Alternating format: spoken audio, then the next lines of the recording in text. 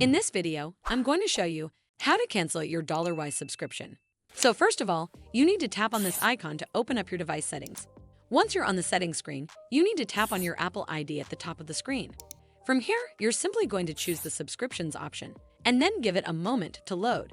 Over here, you'll then get a list of all of your active subscriptions, and underneath that are your expired ones as well. And you'll also see dates for when that next payment is due to be taken from your account.